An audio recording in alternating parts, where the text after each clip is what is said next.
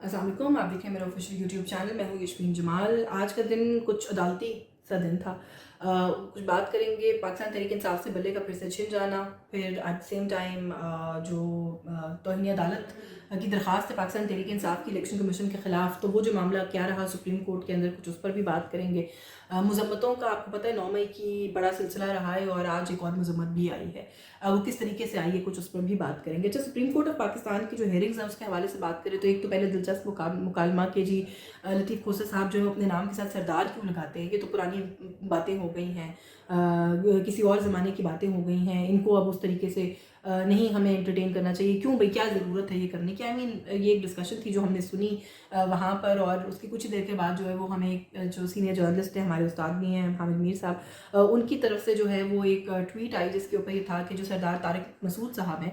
Supreme court of Pakistan की website पे उनके नाम से पहले सरदार लगा हुआ है। सो आई थिंक इट शुड, ये जो इस तरह की चीज़ों पे जो डिस्कशंस और डिस्कोर्स होती है, it should not come down to that. Latif Khosa साहब को हम जब से जानते हैं, सरदार लतीफ़ खोसा ही जानते हैं, तो उनके नाम का हिस्सा है। आई मीन एतराज़ की बुनियाद क्या है, I don't really understand, but anyway having said that, तीन रुकनी बेंच जो है समाप्त की गई, और जो आगाज़ था उसके अंदर ये था कि जी इलेक्शन कमीशन ने आपको क्या ऑर्डर दिया था, ये पहले बताएं, फिर उसके बाद जो है वो जो भी समात है या इस एप्लीकेशन को जो है वो हम फर्दर देख सकते हैं और सुन सकते हैं, जिस पर जो सरदार लतीफ़ खोसा साहब है उनका कहना था जी कि इलेक्शन कमीशन की जानिब से तो कोई ऑर्डर मौसूल ही नहीं हुआ। अच्छा, उस बात के ऊपर चीफ जस्टिस पाकिस्तान के जो है उन्होंने वकील साहब से ये इस्तफसार किया। उन्होंने कहा जी कि आईजीज़ और जो चीफ सेक्रेटरीज़ का इलेक्शन कमीशन से क्या ताल्लुक है, थोड़ा सा इसके ऊपर भी अगर कोई बात करें। तो उस पर लतीफ़ खोसा साहब ने ये कहा जी कि बड़ा सादा सा ताल्लुक है, और वो ये है कि हमारे जो कारकुन वो हैं, वो कैंडिडेट्स हैं, जो हमारे कारकुनान हैं, उनके रास्ते में रुकावट डालने की कोशिश की गई है इस जो पूरी मशीनरी है इसकी तरफ से। तो चीफ जस्टिस पाकिस्तान ने कहा जी कि कोई सबूत है, सबूत के बगैर तो फिर हमारा वक्त ज़ाया ना करें, हमें बताएं अगर कोई सबूत है तो वो दिखाएं। तो तौहीन अदालत केस में उन्होंने कहा जी कि सिर्फ इलेक्शन कमीशन को ही आप फरीक बना सकते हैं। चीफ जस्टिस ने इस पर मजीद जब बात की तो उन्होंने कहा कि कागजात नामजदगी मुस्तरद अगर हुए हैं तो फिर इसका तो एक बड़ा सिंपल सा तरीका है कि अपील दायर करें, फोरम तो वो है और बात खत्म हो जाएगी। जिस पर खोसा साहब ने कहा जी कि हमें तो अपील दायर करने के लिए 3 दिन से जो आरओज़ हैं उनके हुक्म की नकल ही फराहम नहीं हुई है, तो हम किस बुनियाद पर जाएं, जाकर क्या अपील फाइल करें, क्योंकि ये एक इशू है जो कल भी मेरे प्रोग्राम में अजहर सिद्दीक साहब थे, उन्होंने भी यही पॉइंट हाईलाइट किया था। उन्होंने कहा जी कि हमें कुछ बताएंगे तो कि किस बुनियाद पर हुआ है, क्या हुआ है, क्यों मुस्तरद किया गया, तो फिर उसके बाद ही जो है वो हम जो है वो अपील में भी जा सकते हैं ना, कोई डॉक्यूमेंट तो साथ लगाना होता है। अच्छा, उसके ऊपर भी चीफ जस्टिस साहब का ये कहना था जी कि अगर आप चाहते हैं कि इलेक्शन कमीशन का किरदार हम अदा करें तो वो तो हम नहीं कर सकते। अगर आर ओ की ऑर्डर की कॉपी नहीं मिली है तो उसके बगैर ही आप ट्राइब्यूनल में दरख्वास्त दायर कर दें। अब ये जो एक लीगल इशू है, ये मैंने कुछ जो कानूनी माहिर हैं उनसे बात भी की है कि बगैर एक रिटन डॉक्यूमेंटेशन के कि मुझे अगर कोई कहे कि मैं इलेक्शन में हिस्सा नहीं ले सकती, तो क्यों नहीं ले सकती, किस बुनियाद पर नहीं ले सकती, वो वजह साथ बताई जाती है। जब तक वो ऑर्डर की कॉपी ही मेरे पास नहीं है तो मैं किसी को क्या बताऊंगी जाकर कि मैं अगर फैसले को चैलेंज भी करने आई हूँ तो मुझे क्या कहा गया है कि मैं क्यों नहीं हिस्सा ले सकती, और मैं कैसे ये बात प्रूफ करूंगी कि नहीं जी मैं तो अहल हूँ, ये तो मसला ही नहीं है, मैं हिस्सा ले सकती हूँ। सो उसके लिए आपको कोई रिटन डॉक्यूमेंटेशन जो है वो दरकार होती है। चीफ जस्टिस आपका फर्दर इस पर यह कहना था जी कि हमारे लिए ये मुमकिन नहीं है कि हम कहें जी कि फ़लाँ जमात जो है वो इसी बुनियाद पर इलेक्शन में हिस्सा ले सकती है और फ़लाँ जो है वो नहीं ले सकती। तो ये मसला जो क्रक्स था वो यही था जी कि हम जो है वो इलेक्शन कमीशन जो है उसका किरदार अदा नहीं कर सकते। उन्होंने कहा जी यहाँ पे हमारा मसला यही है कि कोई भी इदारा या कोई भी इंडिविजुअल यहाँ पर जो जितने भी स्टेक होल्डर्स हैं वो अपनी जिम्मेदारी लेने को तैयार नहीं है, और इस सारे मामले के बाद जो समात है वो 8 जनवरी तक फिलहाल मुलतवी कर दी गई है। अब ये जो आरोज वाला इशू है इसके ऊपर भी जो है वो बहुत ज़्यादा बात हो रही है, बहस हो रही है। अच्छा, 2 हल्कों की जो इस्लामाबाद हाई कोर्ट की इलेक्शन ट्राइब्यूनल है उसके अंदर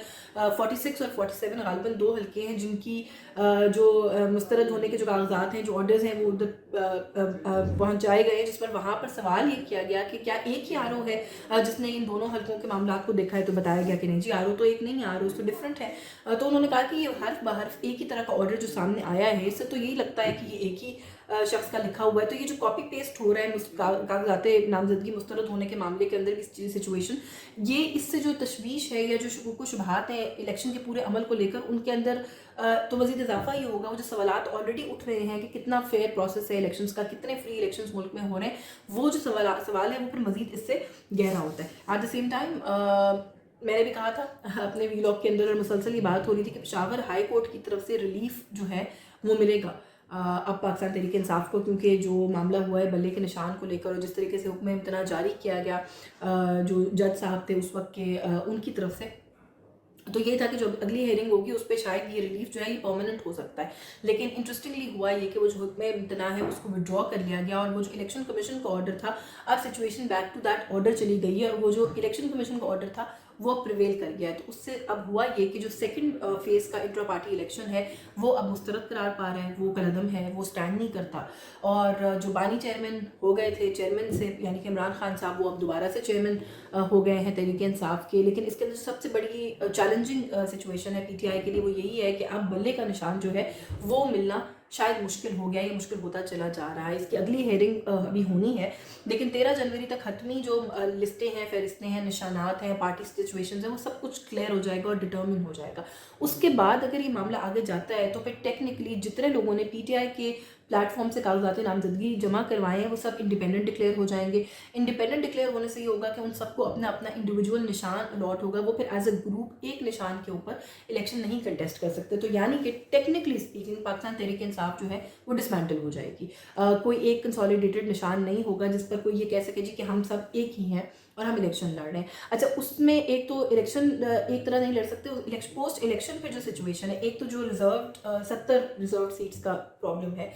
वो जो है वो Pakistan Tehreek Insaf as a party पर क्लेम नहीं कर सकेगी, क्योंकि इंडिपेंडेंट कैंडिडेट्स के साथ तो कोई रिजर्व सीट अटैच नहीं होती, वो होती हैं पॉलिटिकल पार्टीज़ के साथ। और दूसरा ये कि फिर एक खदशा जाहिर है PTI की तरफ से उसका इजहार किया जा रहा है कि फिर पोस्ट इलेक्शन जो लोग आज़ाद लड़ेंगे वो अभी तो हमारे साथ है, लेकिन क्या वो पोस्ट इलेक्शन हमारे साथ होंगे कि नहीं होंगे, क्योंकि अक्सर जो लोग आज़ाद लड़ते हैं वो फिर हवाओं का रुख देख के अपना जो रोल है उसका तयन कर लेते हैं। तो फिर अगर ऐसा हुआ तो PTI तो बहुत सीवियरली एक लूजिंग एंड के ऊपर आ जाएगी। तो ये कुछ कंसर्न्स हैं PTI के, लेकिन उसका तदारुक भी आई थिंक कि शायद इसी तरह से करने की जो खबर है वो यही कोशिश की जा रही है कि पहले तो ज़ाहिर है निशान को ही 13 से पहले रिटेन करने की कोशिश की जाएगी, लेकिन अगर ऐसा नहीं होता तो शायद पाकिस्तान तहरीक इंसाफ जो छोटी मोटी रजिस्टर्ड, बहुत बड़ी तादाद में रजिस्टर्ड पार्टीज़ होती हैं, शायद उनमें से किसी के साथ बात करके उनका हिस्सा बन के उनका निशान यूज़ कर ले। उससे फ़ायदा ये होगा कि वो एज अ पोलिटिकल पार्टी फिर से एज अ ग्रुप इलेक्शन लड़ सकेंगे। और फिर वही जो रिजर्व सीट्स का मामला है, जो पोस्ट इलेक्शन हॉर्स ट्रेडिंग का मामला है, या किसी और की तरफ जाके अपनी अपनी वफादारियाँ तब्दील करने का जो एक खदशा है वो फिर उससे ख़त्म हो जाएगा। तो अब ये देखते हैं कि पाकिस्तान तहरीक इंसाफ की तरफ से क्या स्ट्रैटेजी है जो अपनाई जाएगी। बट एक बात मैं ज़रूर कहूँगी यहाँ पर कि पाकिस्तान तहरीक इंसाफ की तरफ से जो भी वकला जिन भी मुख्तलिफ अदालतों में पेश हो रहे हैं वो लैक ऑफ वो है प्रिपेयर्डनेस है, तैयारी जो है ना उसकी कोई कमी जो है वो दिखाई देती है। आज भी लतीफ़ खोसा साहब से जब ये पूछा गया और कहा गया जी कि वो किधर है दरख्वास्त, वो भी उसकी कॉपी दिखाएं, जो आपका केस है, जो आपकी शिकायत है ECP में, उसकी कोई कॉपी दिखाएं। खोसा साहब ने कहा जी कि वो मेरे पास इस वक्त नहीं है। इससे पहले शोएब शाहीन साहब जो है उनको जब कहा गया कि पेश होने के लिए 11:30 बजे का गालिबन वक्त था, शोएब शाहीन साहब हर यूट्यूबर्स से खड़े बातें कर रहे थे, वो भी पेश नहीं हुए और वो जो वक्त था प्रेशस वो लूज़ हुआ। अच्छा, फिर एक PTI की जो स्ट्रैटेजी उस पर मजीद बार बार जो है वो एतराज़ उठाया जा रहा है वो ये है कि क्यों डिफरेंट हाई कोर्ट्स में जा रही है पाकिस्तान तहरीक इंसाफ, वो सीधा सुप्रीम कोर्ट क्यों नहीं जाती अपने इशूज़ को लेकर। वो भी कुछ लोगों का ख्याल है कि वक्त का ज़िया है जो पाकिस्तान तहरीक इंसाफ के वकला की तरफ से किया जा रहा है। तो ये सारा जो मसला इस वक्त चल रहा है उसके अंदर एक कहीं ना कहीं तशवीश ये पाई जाती है कि शायद PTI के जो वकला हैं उनकी स्ट्रैटेजी जो है वो इस वक्त फ्लॉड है।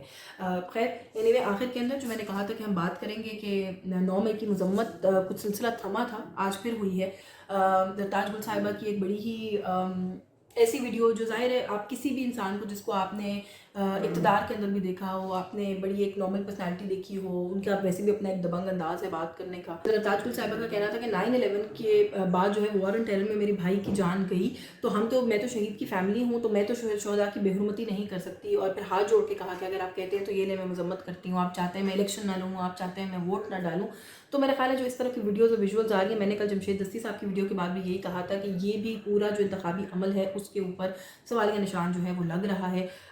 कोशिश हमें करनी चाहिए कि इस तरह की चीज़ें जो है उन्हें अवॉइड करें, क्योंकि फिर जाहिर है उसके बाद जो होता है अरेस्ट होता है, कोई नहीं होता, वो सारा मसला बहुत लोगों के साथ और भी हुआ है। लेकिन इस वक्त तक की जो सूरत हाल है उसके ऊपर ये तशवीश ज़रूर है कि किसी ऐसे शख्स को इस तरह की सूरत हाल के अंदर देखना बहरहाल बायस तशवीश है। आज के इस व्लॉग से बस ये कुछ, मुझे इजाज़त दीजिए। आपको ये कंटेंट पसंद आया तो प्लीज़ हमारे कंटेंट को ज़रूर शेयर कीजिए, लाइक कीजिए। अल्लाह हाफ़िज़।